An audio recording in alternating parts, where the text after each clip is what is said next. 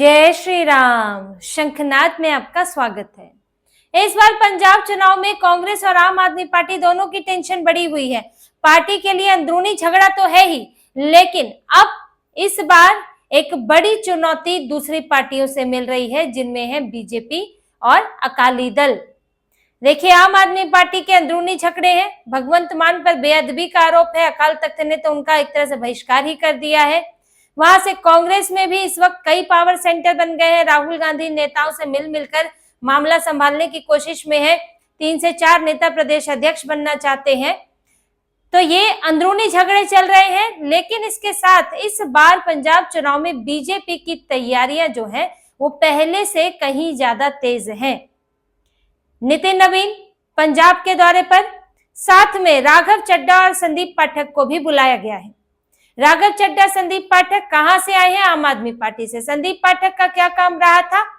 Data analysis, सर्वे करना, booth mapping करना। आम आदमी पार्टी के 2022 में जीत के पीछे राघव चड्ढा, संदीप पाठक की इस जो पर्दे के पीछे की रणनीति होती है उसकी अहम भूमिका थी। किस तरह का डेटा सर्वे किया जाता है कि कहां आपकी पार्टी का कैसा परफॉर्मेंस रहा है, कहां कितना जोर लगाने से आप जो है बेहतर कर सकते हैं, किस तरह से संगठन वहां मजबूत करना है, ये सब संदीप पाठक ने काम किया था। आम आदमी पार्टी में अहम भूमिका निभाई थी पंजाब चुनाव जीतने में, लेकिन बाद में उन्हें दरकिनार कर दिया गया। राघव चड्ढा बड़ा चेहरा थे पंजाब में। इस वक्त राघव चड्ढा ने कुछ ऐसे मुद्दे उठाए हैं जिनसे उनकी पहचान और उभर कर आई है, और इस वक्त दोनों के दोनों बीजेपी में है। और नितिन नवीन ने अपने दौरे में राघव चड्ढा और संदीप पाठक दोनों को बुलाया था, वहां बैठकें हुई है।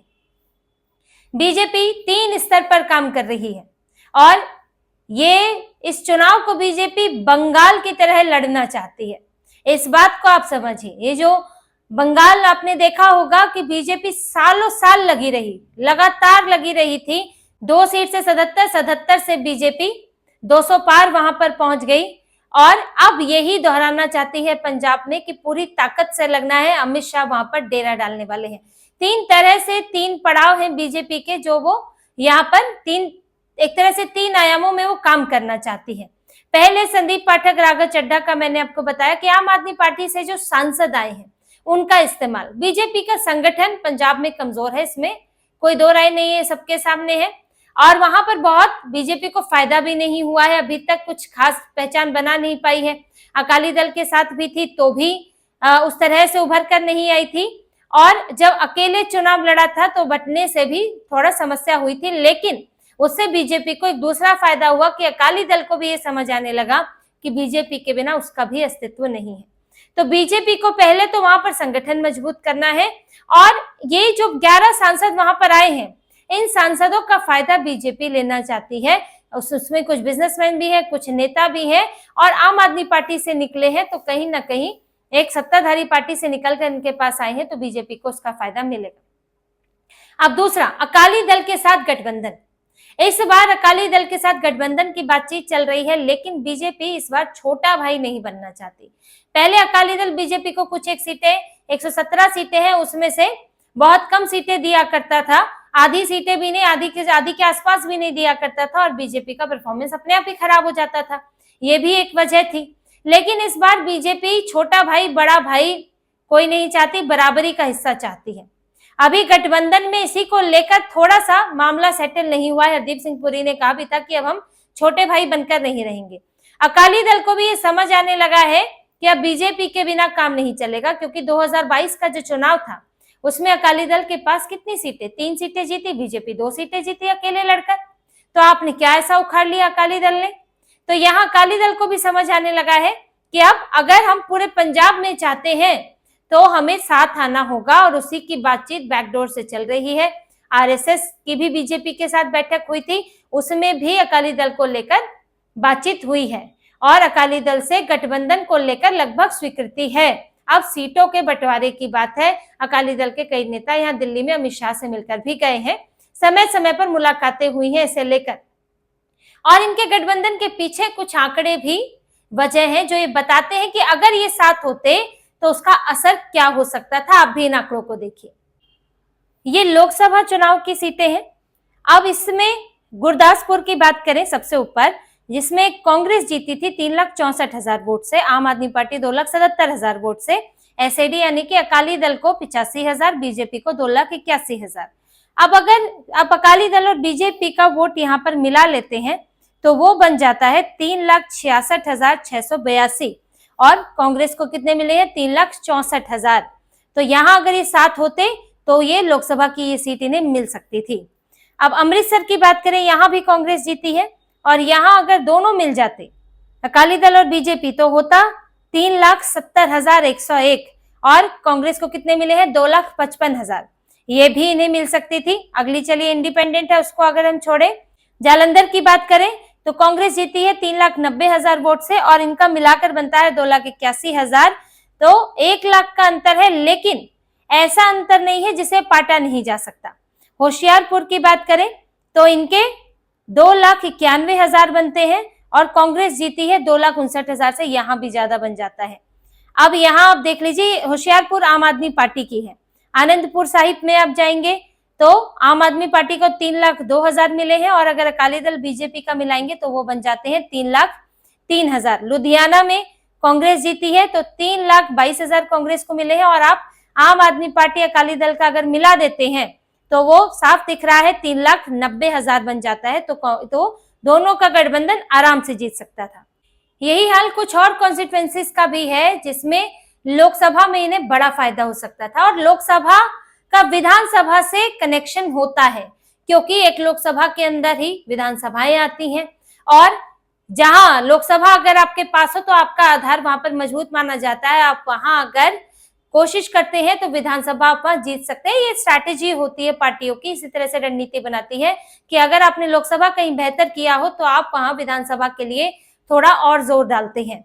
अब इन दोनों का जो आंकड़ा ये बताता है कि अगर ये मिल जाते हैं इन लोकसभाओं में तो इनको फायदा हो सकता है।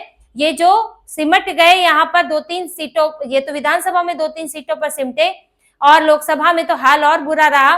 तो ये स्थितियां नहीं आती अगर ये साथ होते। जो किसान आंदोलन हुआ उसकी वजह से अकाली दल अलग हो गया, बीजेपी से गठबंधन इन्होंने तोड़ लिया, वहां से कांग्रेस भी कमजोर हुई, आम आदमी पार्टी नई फोर्स बनकर उभर आई, बीजेपी भी कमजोर और अकाली दल भी कमजोर, तो आम आदमी पार्टी को उभरने का मौका मिल गया। इन सब ने मिलकर एक नई पार्टी वहां पर खड़ी कर दी। अब ऐसे में अगर ये चतुष्कोणीय बनता है, आम आदमी पार्टी, कांग्रेस, अकाली दल, बीजेपी, तो फिर वही हाल होना है क्योंकि अकाली दल काफी खराब स्थिति में है। तो अगर आम आदमी पार्टी को नहीं जाएगा तो कांग्रेस को जाएगा, इसकी पूरी स्थितियां हैं क्योंकि ये अब अकाली दल देख चुका है।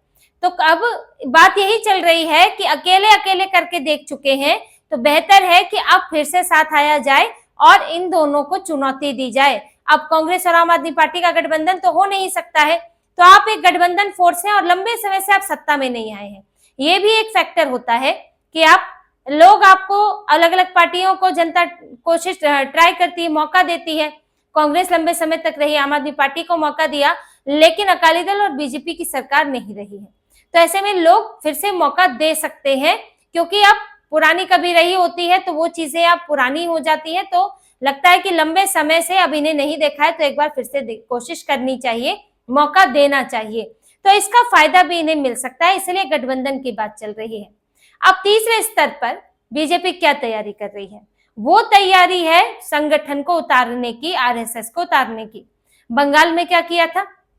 बंगाल में आरएसएस ने चुनाव से काफी समय पहले तक बैठकें शुरू कर दी थी, छोटी छोटी बैठकें शुरू कर दी थी, बंद कमरों की बैठकें, और जिसमें डिनर के समय रात्रि भोज की बैठकें, ये सब शुरू की, जिसमें लोगों से बात करनी शुरू की, जिसमें लोगों की समस्याएं भी जानी जाती हैं, आप वैचारिक मुद्दों पर भी बात करते हैं और वो क्लोज डोर मीटिंग होती है। ऐसा नहीं कि भरी सभा है, उसमें कह सकते हैं कि असली बातचीत होती है कि कहाँ समस्या है, क्या है दिक्कतें, क्या आप चाहते हैं और किस तरह से यहाँ पर जबरदस्ती हिंदुओं के खिलाफ माहौल बनाया गया है, इस पर भी बात होती है। देखिए, बीजेपी आरएसएस कभी सिख विरोधी तो रहे नहीं है।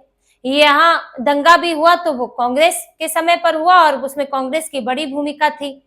आप 1947 से देख लें, जब विभाजन हुआ तो आरएसएस ने सिखों का भरपूर साथ दिया, गुरुद्वारों की रक्षा की, और तब हिंदुओं के लिए और आरएसएस के लिए कोई बैर नहीं था।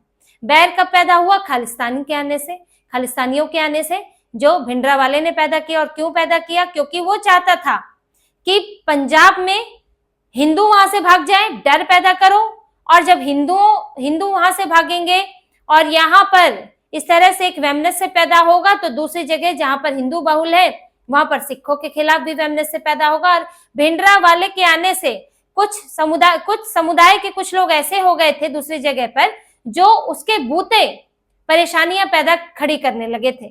तो इससे जो है एक आपसी दुर्भावना बढ़ेगी, और जिससे हिंदू इधर खिसक आएंगे, पंजाब छोड़ आएंगे, और जो दूसरी जगह के सरदार हैं, सिख हैं, वो चले जाएंगे पंजाब।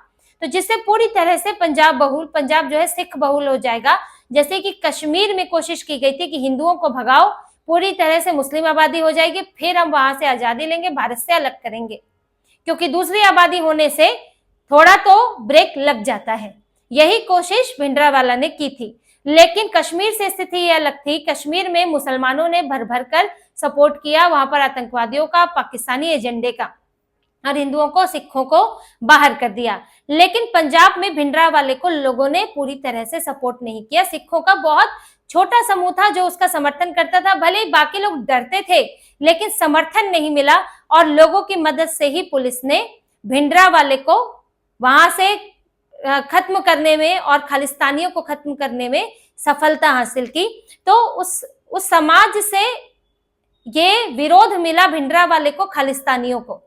लेकिन कहीं ना कहीं एक भावना वो बिठाकर चले गए, जिसमें खालिस्तानी बार बार आग में घी का काम करते हैं। और क्योंकि हिंदुओं के विरुद्ध भावना बिठाई, तो उससे बीजेपी इनको हिंदूवादी पार्टी लगती है, आरएसएस हिंदू संगठन लगता है, तो उनके लिए भी इन्होंने एक दुर्भावना पैदा कर दी। जबकि साथ रहा था सिखों का, हिंदुओं का, आरएसएस ने बढ़ चढ़कर जो है सपोर्ट किया। सिखों ने राम मंदिर आंदोलन में सहयोग किया।